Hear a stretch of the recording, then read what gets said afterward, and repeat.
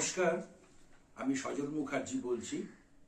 এই মুহূর্তে আমাদের সঙ্গে আছেন পশ্চিমবঙ্গের প্রাক্তন অর্থমন্ত্রী মাননীয় শ্রী অসীম দাশগুপ্ত মহাশয়। আমরা ওনার বাড়িতে এসেছি। আপনারা জানেন যে এমএসকে এসএসকে বিষয়ে আমাদের এই একদম জন্মলগ্ন থেকে যিনি সৃষ্টিকর্তা হিসেবে আমাদের কাছে পরিচিত সেই ডক্টর অসীম দাশগুপ্ত, তিনি তার পরামর্শ আমরা নিয়েই কিন্তু আমাদের এই ইপিএফ সংক্রান্ত মামলায় আমরা যে বিষয়টা অ্যাডভোকেট বিকাশ ভট্টাচার্যের কাছে আমরা করেছিলাম, সেই বিষয়টার বিষয়ে আমরা বারে বারে কিন্তু আমরা এই বাড়িতে এসে ওনার সঙ্গে পরামর্শ করি। আজকেও আমরা সেই বিষয়েই কিন্তু এসেছি।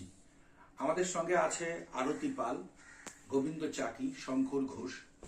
আমরা ডক্টর অসীম দাশগুপ্তর পাশে বসে একটা ছোট্ট বাইট আমরা রাখছি।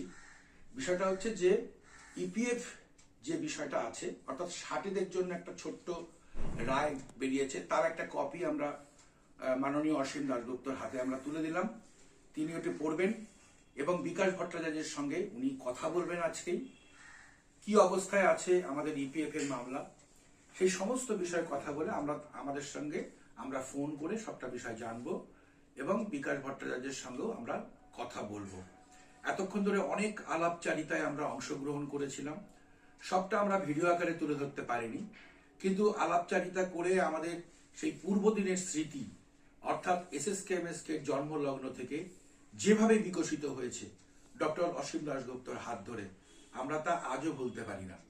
আজকে পশ্চিমবাংলায় দাঁড়িয়ে আমরা পশ্চিমবাংলা সরকারের অবহেলায় এসএসকে এমএসকে গুলো যারা আজকে প্রায় অবলুপ্তির পথে চলে যাচ্ছে, সরকার শিক্ষার কোনো পরিবেশ রাখেনি, ইচ্ছাকৃতভাবে গোটা রাজ্যের এসএসকে এমএসকে গুলোকে তুলে দেওয়ার একটা ষড়যন্ত্র করছে।